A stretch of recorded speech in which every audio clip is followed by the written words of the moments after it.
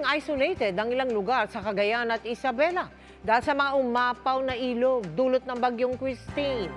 Libo-libong residente ang agad hinatiran ng tulong ng GMA Kapuso Foundation. Dahil malapit sa ilog, madalas daw ma-isolate ang Sitio Arsag sa Barangay Linaw East, Tuguegarao City sa Cagayan tuwing may bagyo. Ganyan ang sinapit ng lugar sa kasagsagan ng pananalasa ng bagyong Christine.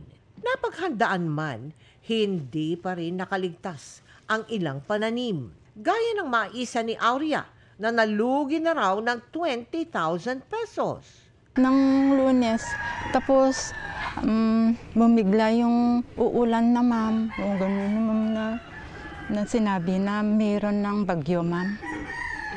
Yun na yung mais namin inabaha. Pag ganun mga nagiging sila na isolated during the time of calamity o kalamidad, ay lagi sila nang binibigyan ng tulong. Sila yung unang-unang nabibigyan. 4 na araw ding isolated ang Sitio Fugo sa Barangay Maluno Norte sa Benito Soliven sa Isabela. Si Vicencio, 10 sa 30 niyang alagang manok ang naanod ng baha. Nauna na ligtas ko ma'am, 3 kalabaw at saka baboy.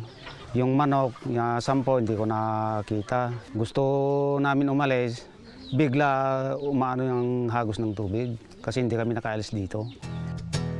Kaya ang GMA Kapuso Foundation, katuwang ang 5th Infantry Division ng Philippine Army, ay naghanda ng pagkain sa Tuguegarao East Central School at nagbigay ng food packs, gayon din sa Barangay Linaw East. Salamat po talaga GMA Kapuso for the help that you have been giving to Tuguegarao at mga nag-feeding program pa po kayo. Maraming salamat po. 2,000 katao mula sa 2 barangay na malapit sa ilog sa Ilagan, Isabela naman ang nabigyan ng tulong.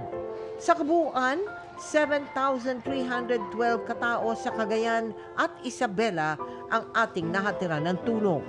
Lubos kami magpapasalamat sa GMA Kapuso Foundation na unang-unang nag-abot ng tulong para sa aming mga nasalanta ng bagyong si Christine.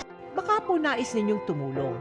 Maaari po kayo magdeposito sa aming mga bank account o magpadala sa Cebuana Luwilier.